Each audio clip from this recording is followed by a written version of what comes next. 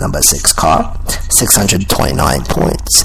7th place is Daniel Suarez in the 18 car with 625. 8th place, Brendan Bowen, 62 car, 610.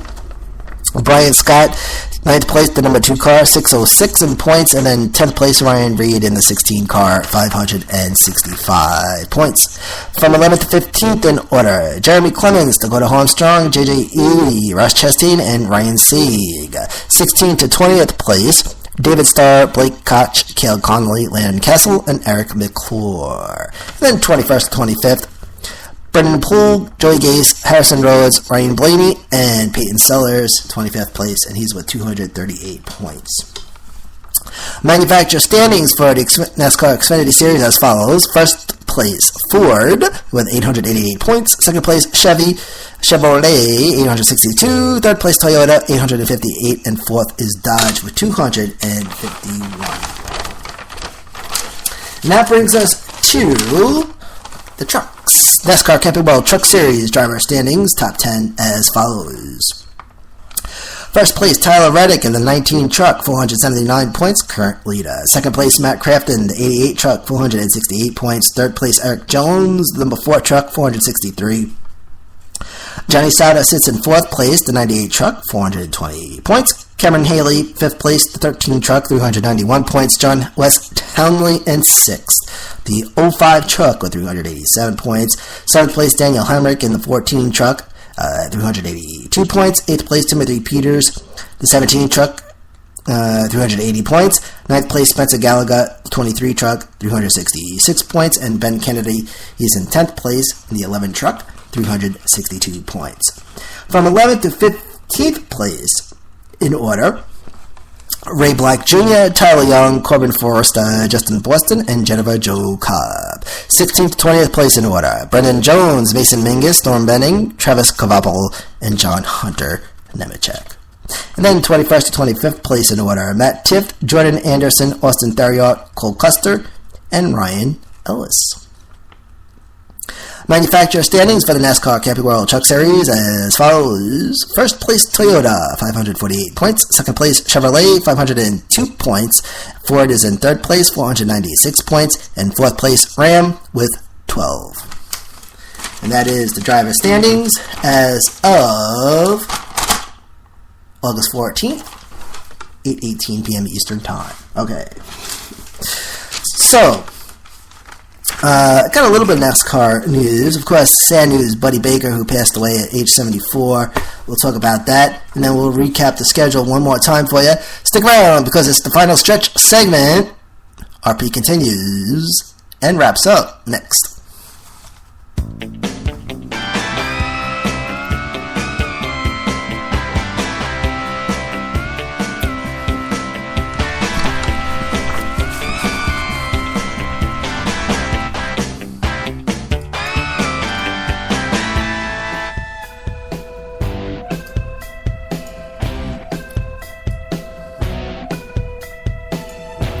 Okay, welcome back everybody to the Racing Podcast, RP.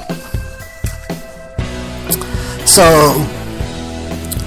NASCAR legend Buddy Baker, who passed away at age 74 on Monday, also known as the Gentle Giant for 6'6", Buddy Baker was named one of the 50 greatest drivers in 1998.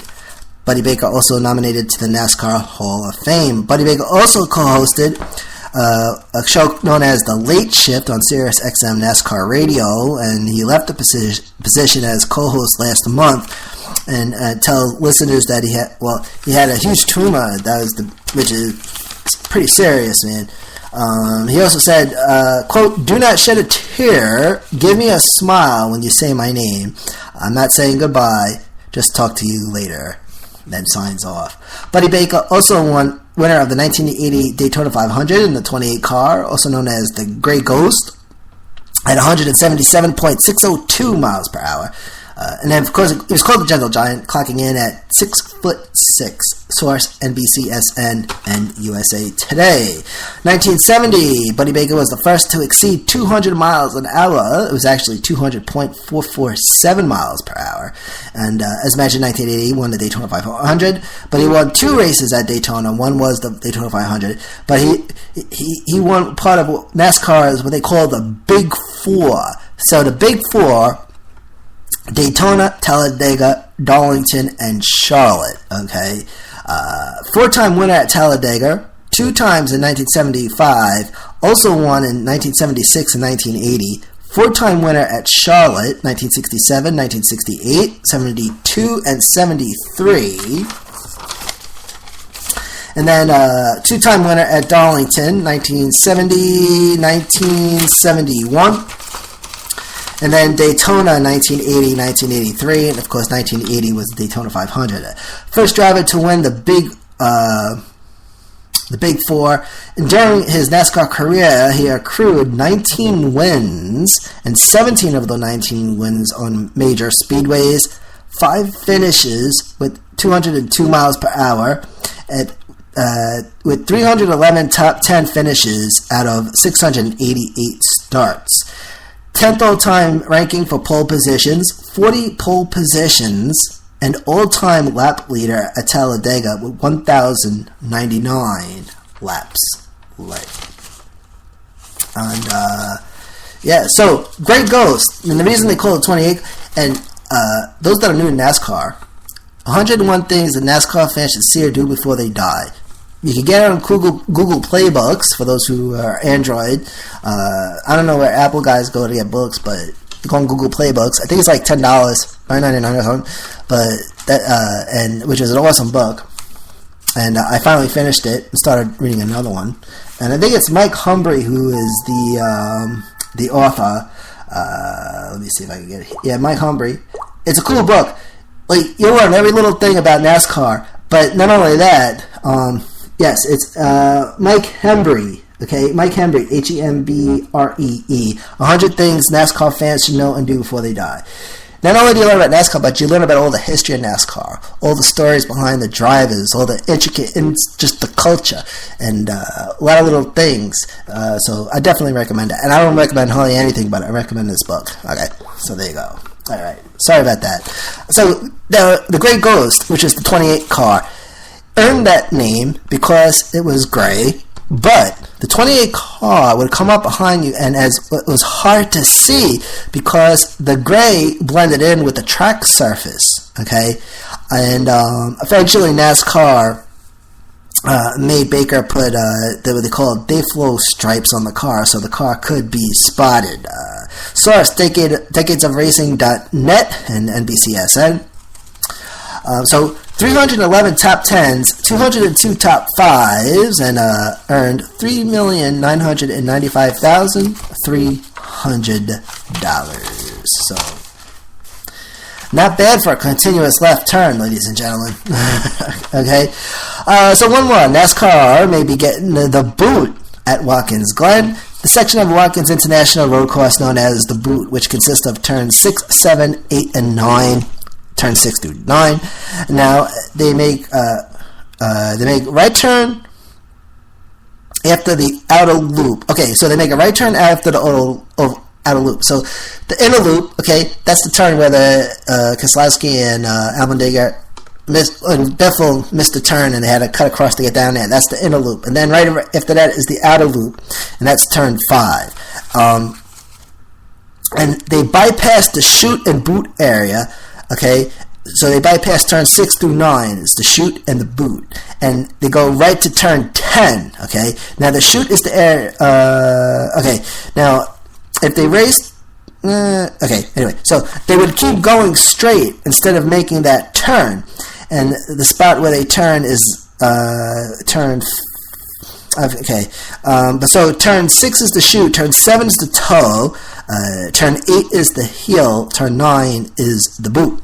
And so they want to add another turn over there. So technically that would be all 11 turns, I'm thinking. But anyway, I also read something really briefly before, talk about adding a road course to the Chase Cup, which could be interesting. So there you go.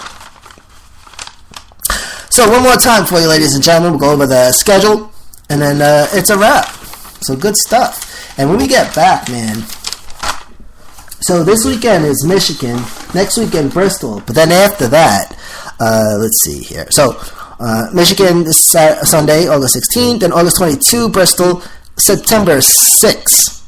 That's another night race you want to see. That's a Sunday night race, and that's Darlington Raceway. Okay? Then after that, September 12 from Richmond, and that's a daytime race. Let me get the old calendar up there for you. Oh, no, excuse me. Actually, you have a Sunday night race, September 6th, and then a Saturday night race, September 12th.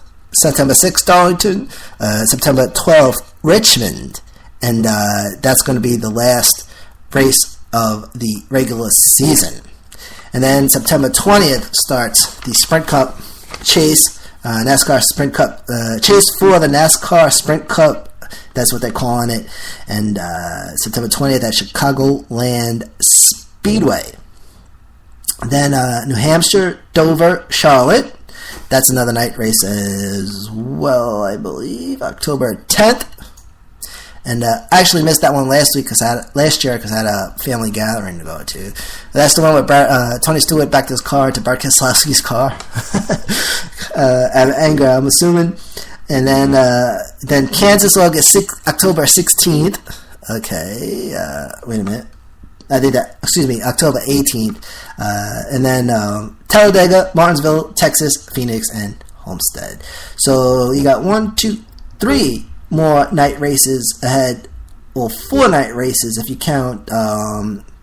Yes, so 4 night races counting Bristol, and then so we're going to get into it in a little more detail as we get closer and closer to that time. All right, ladies and gentlemen, I know you're itching to get out of here, so let me run the schedule by you one more time, and then class will be dismissed. All right, so.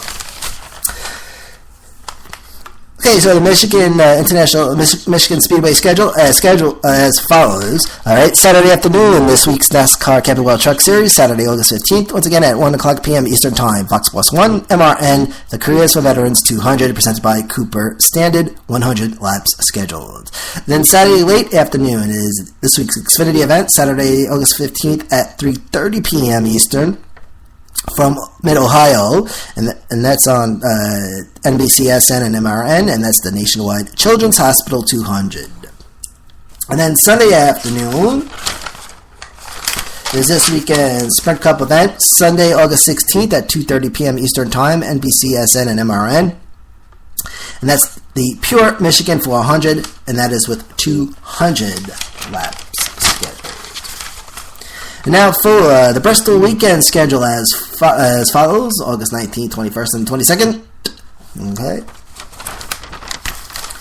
Wednesday night truck race. Wednesday, August 19th, 8:30 p.m. Eastern Time. Fox Sports 1 and MRN, and that is the UNOH 200, presented by Z-Loop, 200 laps scheduled.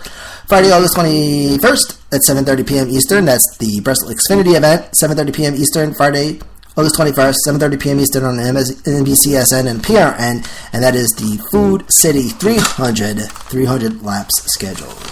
And then Saturday night, the big one, August 22nd, the Sprint Cup night race at Bristol, and that's Saturday, August 22nd, 7:30 p.m. Eastern, NBCSN and PRN, and that's the Irwin Tools night race with 500 laps scheduled. And that, ladies and gentlemen, is a wrap.